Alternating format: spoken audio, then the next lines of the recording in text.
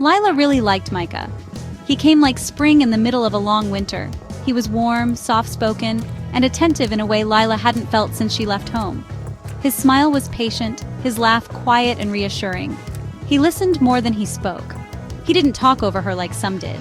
He asked her what her favorite book was, what she missed most about home, what her dreams used to be. And when she said them out loud, they didn't feel silly. They started with church events, serving together at soup kitchens, cleaning the sanctuary after service, helping with youth groups.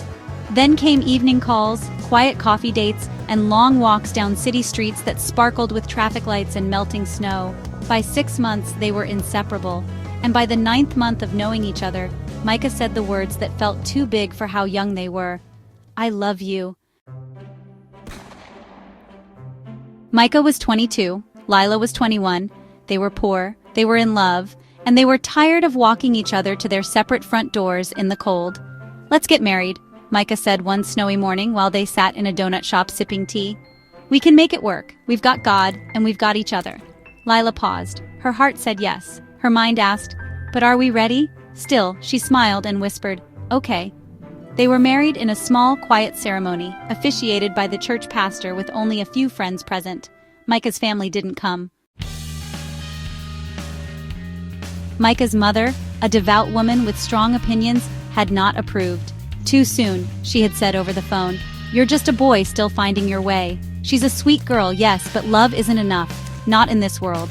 Micah had tried to argue, tried to explain, but he was a mama's boy, always had been.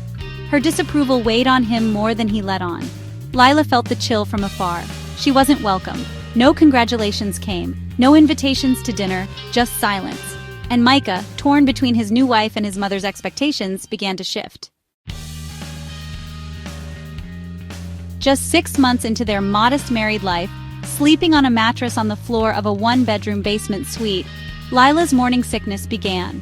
At first she thought it was stress, but 2 pink lines on a drugstore test changed everything. She sat on the edge of the tub, the stick in her hand trembling. "I'm going to be a mother." When she told Micah, he sat still for a long time. His smile didn't come right away. "Oh," he said quietly, "a baby."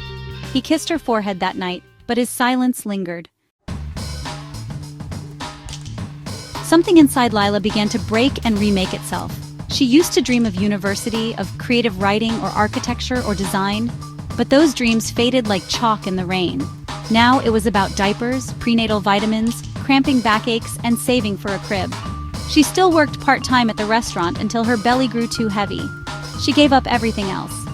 The girl who had once graduated with Cambridge distinctions, who had been praised on stages, now spent her days napping through nausea, eating canned soup, and counting down the days to delivery. She tried not to resent the shift, but sometimes she did. At 22, Lila gave birth to a baby boy after 12 hours of painful labor in a small community hospital. She named him Noah, the one who would bring rest. When she held him, her heart burst open. Her body ached, but her soul sang. But as she looked into Micah's tired, distant eyes, she felt something else creep in, a silence, a fatigue that wasn't just physical. He held the baby awkwardly. "He's perfect," he said, but the words sounded distant. Micah had dropped out of his part-time college course just after they married. He needed a job, a real job. But without a degree or formal trade, all he could find were contract warehouse shifts, food delivery work, or manual labor in freezing temperatures. He worked 2 jobs back to back. He came home late, slept through the day, and slowly began to disappear. When he was home, he was often on his phone, scrolling silently. Lila would talk, ask about his day, share a Noah story, and he would nod but not respond. Sometimes she heard him on the phone with his mother, whispering in the hallway. Sometimes he cried. The fight started small. "Why didn't you do the dishes? I need help with the baby. You don't listen to me anymore. I'm tired too, Lila." Then they got bigger. "Maybe we rushed into this. Your mother never wanted us to make it. I gave up everything for this family. I didn't ask you to." Micah began to spend more time out of the house. Lila felt the walls of their one-bedroom unit closing in, the air tight with resentment. Sometimes she called her mother back home and cried, saying nothing coherent. Other times she just sat in the dark rocking Noah, whispering lullabies to herself as much as to him. One weekend, Lila reached out to Micah's mother. She brought Noah to meet her for the first time. The visit was cold, polite, icy smiles. "He's a handsome boy," she said flatly. "Takes after Micah." Lila tried to soften the distance. She apologized for the past tension, asked for peace. His mother only said, "Sometimes the Lord gives us burdens we aren't ready for." Lila cried in the car all the way home. Micah's father told him to man up, to take control of his house. His mother insisted he made a mistake, but it wasn't too late to start over, that Lila was holding him back. He felt caught between two lives. When he tried to defend Lila, his mother grew colder. When he tried to comfort his mother, Lila felt abandoned. Micah didn't know how to choose, so he often chose silence, and the silence screamed louder than words. Their love had started with sweetness, hope, and dreams, but marriage is more than love. It's laundry, bills, late-night feedings, missed jobs, hormones, unmet expectations, and in-laws with sharp opinions. They had built a house without a blueprint, and now the walls were cracking.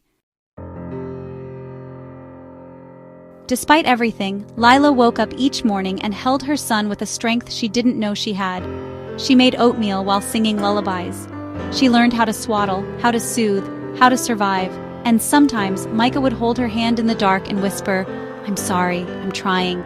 They were both trying, but trying didn't always feel like enough. Would Micah and Lila find their way back to each other? Could they rebuild the foundation they never laid? Or would the weight of parenthood, poverty, and family tension pull them apart? The next chapter awaits.